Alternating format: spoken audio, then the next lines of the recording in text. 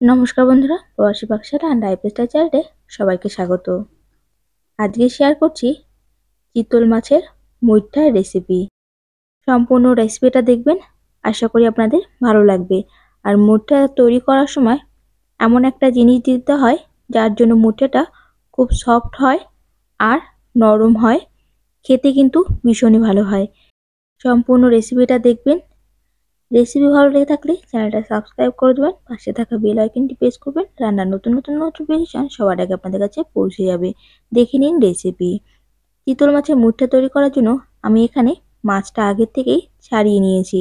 আর মাছের মধ্যে কিন্তু অনেক ছোট ছোট কাঁটা থাকে, কাঁটাগুলো আমি ভালো করে পরিষ্কার করে নিয়েছি।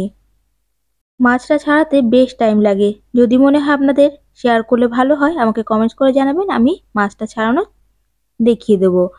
মুঠটা বানানোর জন্য দিয়ে দিচ্ছি 1 টিস্পুন লবণ, হাফ টিস্পুন হলুদ গুঁড়ো, 1 টেবিল স্পুন পেঁয়াজ বাটা, সঙ্গে দিয়ে দিচ্ছি 1 টেবিল স্পুন আদা, রসুন আর কাঁচা লঙ্কা পেস্ট,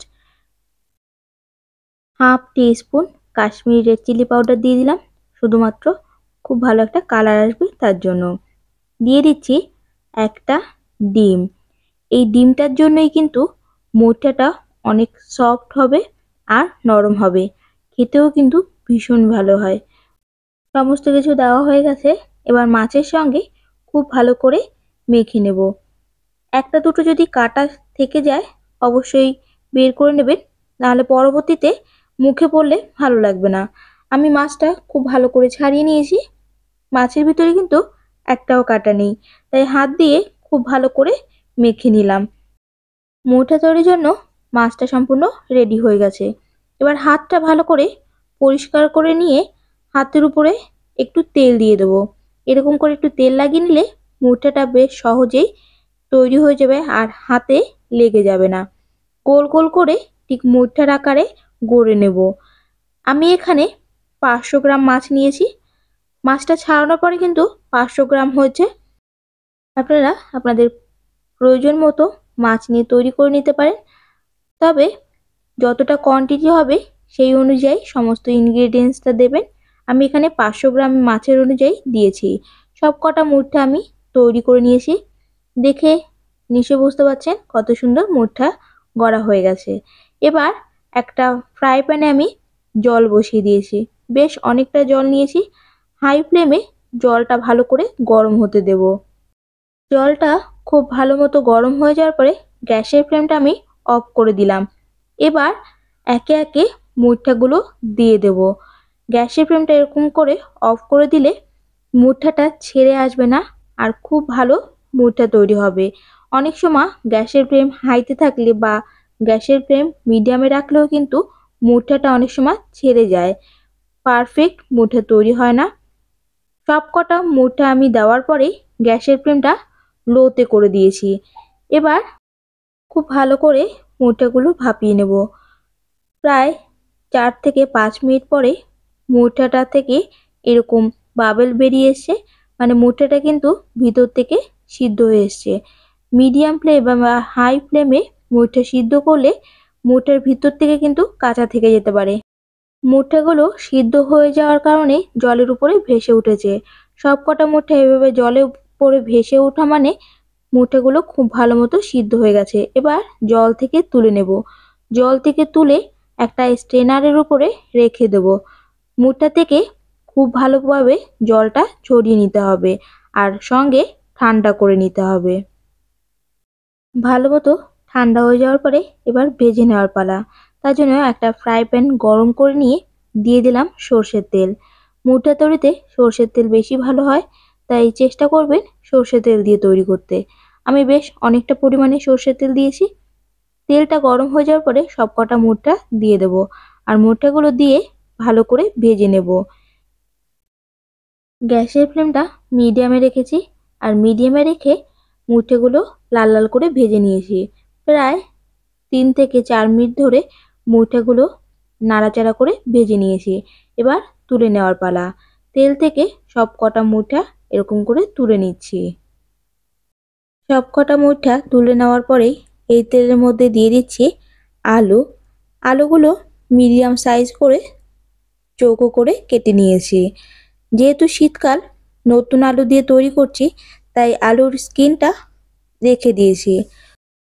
গ্যাসের ফ্লেমটা মিডিয়ামে রেখে আলুগুলো ভালো করে ভেজে নেব। দুপাশ লাল লাল করে ভেজে নেওয়ার পরে তুলে নিচ্ছি। সবকটা আলু তুলে নেওয়ার পরে বেশ অনেকটাই তেল রয়ে গেছে, আমি আর এর মধ্যে কোনো তেল দিচ্ছি না। ফোড়ন হিসাবে দিয়ে দিচ্ছি একটা শুকনো লঙ্কা, সঙ্গে দিয়ে দিচ্ছি 1 টিস্পুন গোটা জিরে।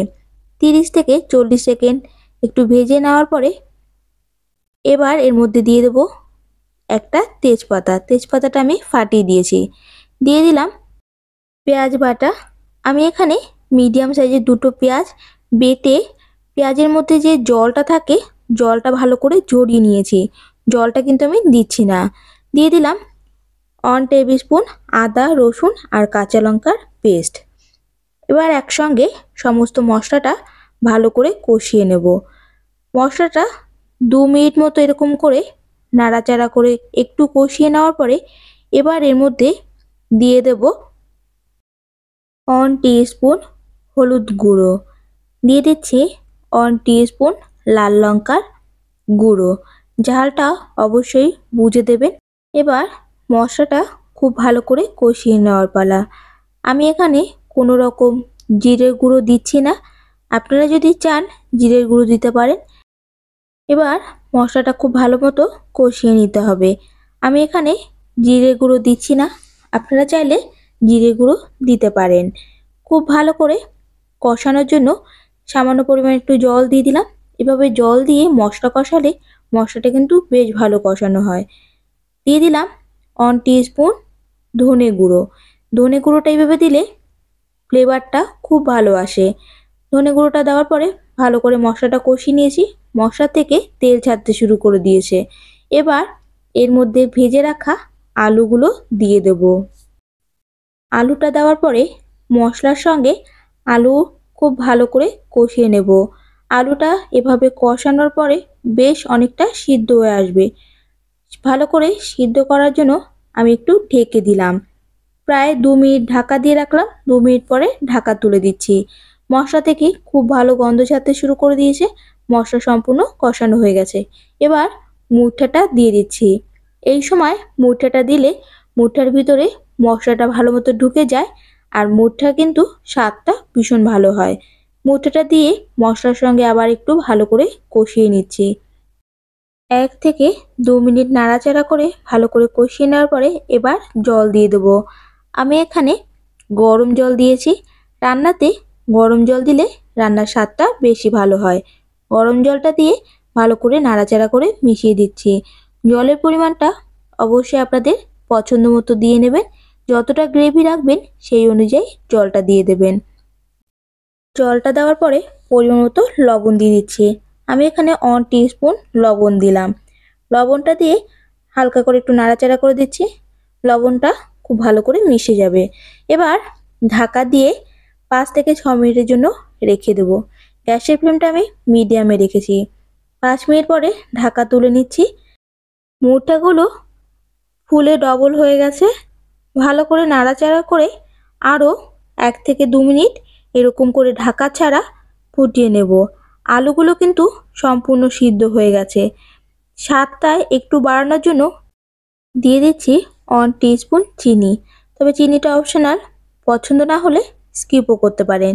চিনিটা দিয়ে নাড়াচাড়া করে নিচ্ছি। চিতল মাছের মুঠটা অলমোস্ট রেডি। এবার ওপর থেকে গরম মশলা গুঁড়ো ছড়িয়ে দিলাম। সঙ্গে দিয়ে দিচ্ছি 1/2 টিস্পুন ঘি। ঘিটাও অপশনাল, যদি পছন্দ হয় দিতে পারেন। আর এভাবে লাস্টে একটু ঘি দিলে চিতল মাছের মুঠটার স্বাদটা কিন্তু অনেকটা ভালো হয়। ঘির ফ্লেভারটা খুব ভালো আসে। এবার গ্যাসের ফ্লেমটা অফ করে দিলাম।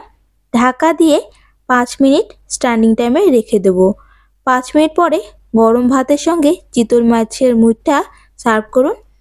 আর কেমন লাগলো আজকের রেসিপি কমেন্টস করে জানাবেন। ভিডিওটি ভালো লাগলে একটা লাইক করে দেবেন। নতুন কোনো রান্নার রেসিপি পাওয়ার জন্য কমেন্টস করে জানাবেন। চেষ্টা করব আপনাদের সঙ্গে শেয়ার করার জন্য। আমি রোজ কোনো না কোনো রেসিপি আপনাদের সঙ্গে শেয়ার করি। কেমন লাগলো আর কী ধরনের রেসিপি আপনারা দেখতে চান কমেন্টস করে জানাবেন, শেয়ার করার জন্য চেষ্টা করব। সবাই ভালো থাকবেন, সুস্থ থাকবেন। দেখা হচ্ছে নতুন একটা রেসিপির সঙ্গে নতুন একটা ভিডিওতে। সবাইকে অনেক অনেক ধন্যবাদ।